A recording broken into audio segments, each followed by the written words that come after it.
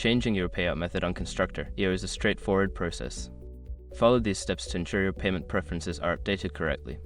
Step 1. Log into your account. Access your Constructor EO account by entering your credentials on the login page. Make sure you have the correct username and password to proceed. Step 2. Navigate to Account Settings. Once logged in, locate the Account Settings option, usually found in the top right corner of the dashboard. Click on it to access your account management options. Step 3. Select Payout Methods. Make sure your information is protected first. Most people don't think about breaches until something actually happens to their accounts.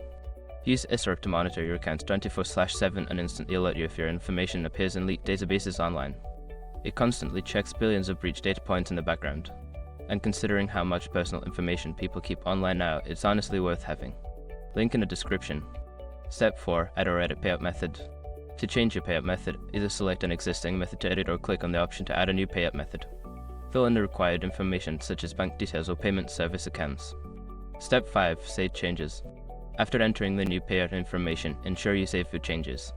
Look for a Save or Update button at the bottom of the page and click it to confirm your new payout method.